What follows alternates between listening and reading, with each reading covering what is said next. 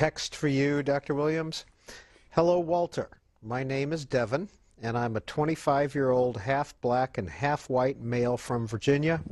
I was just wondering what your opinion is on the new political correctness movement and the sudden cry of cultural appropriation from self-proclaimed allies of minorities. Well, I think we should ignore the so-called politically correct strictures.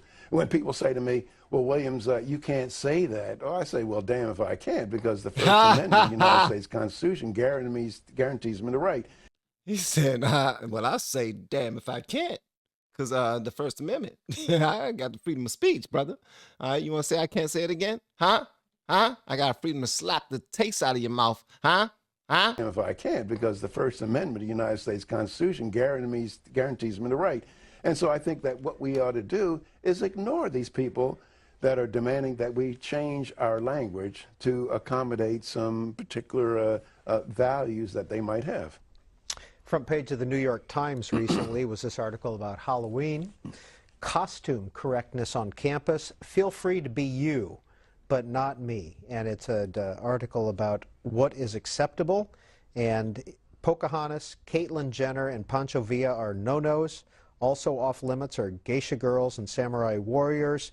But you can be a Crayola crayon, a cup of Starbucks, or Where's Waldo? I think that's really going very far. I think our grandparents would be shocked by the kind of things that we accept as that we just accept today. I think we should ignore it. Do you see political correctness at George Mason? Probably so, but I ignore it there as well. I don't see it in any of my classrooms, and I'm not politically correct at all. I say whatever I want to say. George Mason? So he was teaching, he was an author and economist, but he taught at George Mason. Okay. All right, my son was looking at going to George Mason. Yeah, one of his best friends play on their basketball team. I think he's the starting point guard there. Yeah. Shout out to Ronnie. All right. And my colleagues tolerate me. I've been there. I think I started my 35th year there. Wow. Steve in Arlington Heights, Illinois, texts into you. Can you speak to the anti-Confederate hysteria currently sweeping the nation? Yes, I think that I think people don't really understand much of the history of our country.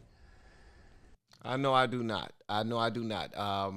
We had some people come into my Discord one time, and they were just coming to show love to the channel. They was coming to show love to the family and everything, and they wanted to be a part of the Discord.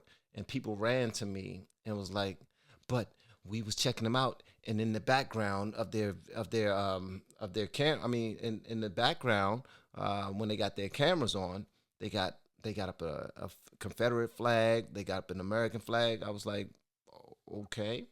They was like, man, the Confederate flag, man, they racist. It's like, oh, word? Okay, all right. So Confederate flag is bad. So anybody that got that up are bad people. And then I was like, whoa, wait a minute. I used to look at the Dukes of Hazzard, and on the top of their car, you know, the Dukes of Hazzard back in the day. Okay, I'm telling my age a little bit, but I was young as heck when I was watching Dukes of Hazzard. Some of y'all probably was about their age or a little older, but they used to drive around the car and jump over these what you call it, these little hills. They hit like a dirt hill and jump over that bad boy, and they was doing all types of crazy stuff. But I thought that the top of their car, based off of what people have been telling me, was racist. So I'm glad that he's about to break this down, because I really have, I don't have any questions about it because I never really cared too much. But now we get to learn. So, all right, let me know what you want me to know, kind sir.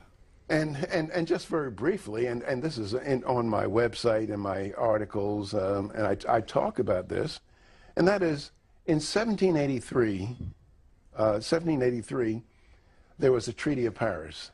And the Treaty of Paris ended the war between the colonies in Great Britain. And if you read the Treaty of Paris, it says that there are 13 sovereign nations. That is, each state was a nation. And these states came together as principals in 1787, and they created the federal government as their agent. And principals can always fire their agents. And so, and if you read the ratification documents of Rhode Island, New York, and Virginia, they specifically say in the documents that if the federal government becomes abusive of the powers that we have delegated to the federal government, we have the right to rescind those powers. That is, we have the right to secede. And so most Americans do not understand the, they think that the war was solely to end slavery. Yeah, that's what I thought. Based off of what that's what I thought, bro. That's honestly what I thought. I thought the war was specifically to end slavery. Also, hold on. Also, I believe it was some parts were losing a lot of money from they was losing land, they was losing their jobs, they wasn't going to be able to feed their families and whatnot because of some moves that the federal government was making. So they decided to say hell no to the federal government and take it to war. And then somehow sides flipped, and slavery just so happened to be a part of that or something like that. But okay, all right. So it was always within the rules that if they thought that the federal government was not doing what they were supposed to be doing, and they tried to take advantage of the situation and I guess do whatever they wanted to do. Or was solely to end slavery, but the war was for much more than that. And so, but however, the winners of any war write its history. And so the Confederacy has just they've gotten really a bad name.